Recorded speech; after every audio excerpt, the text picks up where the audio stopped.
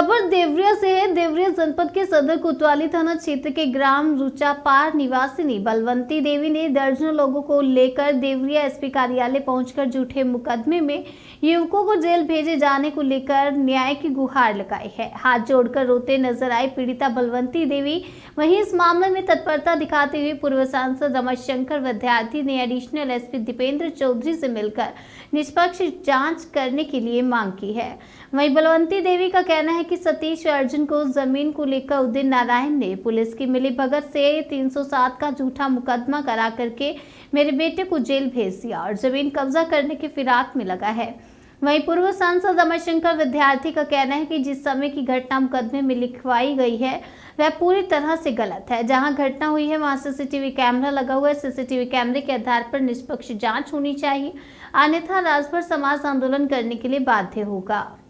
मेरे पापा के लड़के मरे थे, उसकी मतलब वो हो रही थी बरखी हो रही, वो 10 गाटर थी और पुलिस वाले गए, बोले कि चलो बच्चों थोड़ा काम है वहाँ पे। बच्चे वहाँ अनजाने में आ गए, वो बोले कि चलो कुछ बात नहीं है, हम बस सुन के चले आएंगे। इन लोगों ने धोखे से बैठा लिया। धोखे से बैठाने के बाद 307 का मुकदमा दर्ज कर दिया। ना कोई झगड़ा हुआ, ना कोई मार हुआ। झगड़ा हुआ होता तो कोई देखा तो जरूर होता, लेकिन कोई नहीं जानता। सारे गाँव वाले हमारे यही सब हैं। लग रहा है क्यों किया गया है, क्यों ये करा? हमारे खेत के चलते जो मेरे पापा बेच दिए थे पहले, ठीक नशे के हालत में, पैसे भी नहीं दिए इन लोगों ने धोखे से। पुलिस से भी बातचीत हुई, पुलिस कोई कार्रवाई नहीं कर रहे हैं सब। हमें इंसाफ चाहिए। पुष्पा देवी। क्या मामला है, इतनी भीड़ क्यों लगी है? देखिए, मामला ये है, पूरा गांव ये कहने आया है कि जब हमारे गांव में घटना ही नहीं हुई तो फिर पीड़ित पर 307 का एफआईआर कैसे हो गया। इस पर अभी एडिशनल एसपी साहब ने, सीओ साहब ने भरोसा दिया है कि हम लोग खुद मौके पर जाएंगे और घटना अगर फर्जी है तो फर्जी सूचना देने वाले पर कार्रवाई होगी। घटना यह है, कोतवाली थाने का एक गांव है रुचापार।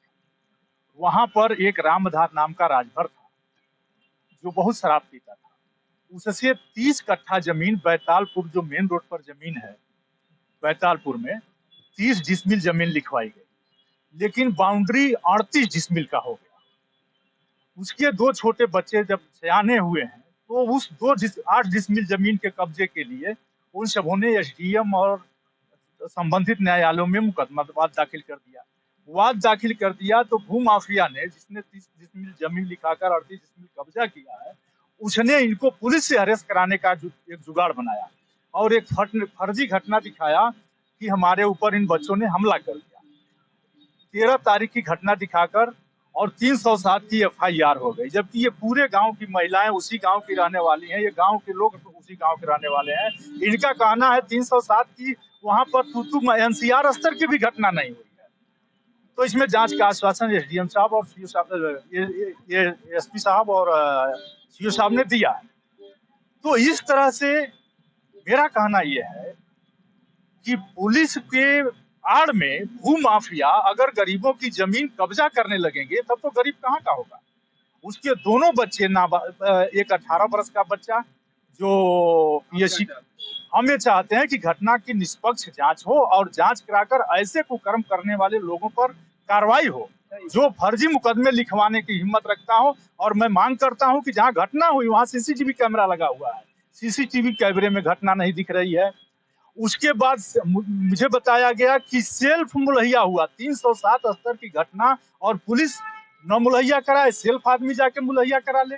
और अगर मुलहिया हुई तो मैं ये भी मांग करता हूं, जो मुलहिया हुई है 307 की, वो आदमी घूम रहा है, जिसको जो 307 लिखवाने के बाद घूम रहा है, उस आदमी की पूरी बोर्ड बना करके उसकी मुलहिया हो जाए। यही मैं डीएम और कप्तान साहब से मांग कर रहा हूं कि मुलहिया करी। जो 307 का चोर तो 15 दिन बाद भी दिखेगा।